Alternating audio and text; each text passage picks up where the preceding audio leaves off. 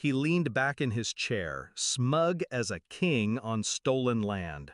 "Hand it over," he said, tapping the table with impatience.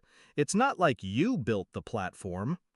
I slid the laptop across the polished wood, my face blank, my hands steady. The room smelled of burnt coffee and expensive cologne. Behind him, the conference wall displayed the company logo, glowing like a promise I'd once believed in. He smirked as if the machine in his hands had always belonged to him. That was the moment I stopped pretending. I remember the first day I met him. I was fresh out of grad school, clutching my notebook like armor.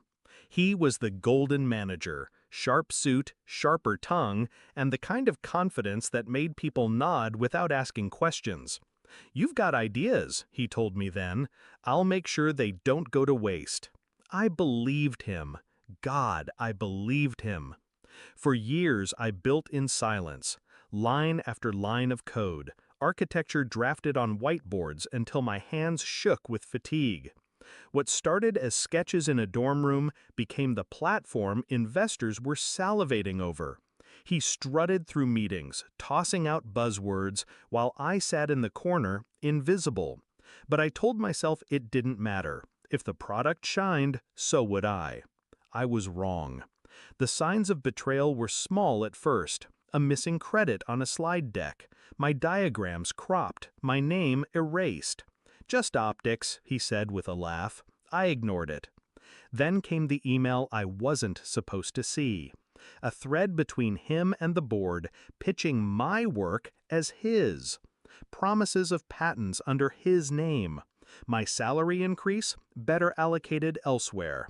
That was when something inside me stilled. Not rage, not heartbreak, just a cold, precise clarity. If he wanted ownership, I'd give it to him. Every single fragile piece of it. I began preparing in silence. Every license key, every subscription, every dependency, I cataloged them. A fortress disguised as receipts. I rerouted administrative access, set triggers, documented everything in a way that no audit could ignore. And then I waited. The investors wanted a grand demo. My manager promised fireworks. He scheduled it for Monday morning, a full company showcase. I handed him the laptop that Friday, smiled, and walked out. Over the weekend, he must have rehearsed his pitch, certain that he was standing on my foundation. What he didn't know was that I had shifted the ground beneath him. The morning of the demo, the conference room buzzed with anticipation. Investors in tailored suits sipped sparkling water, whispering about millions. The big screen flickered to life as my manager swaggered forward, laptop in hand. "This," he began, "is the future." He clicked. The system loaded. For a second, it worked. Smooth dashboards, real-time analytics. The audience leaned forward. Then the countdown began. A little line of text I'd buried deep in the code, "License expired. Please renew." The dashboard froze.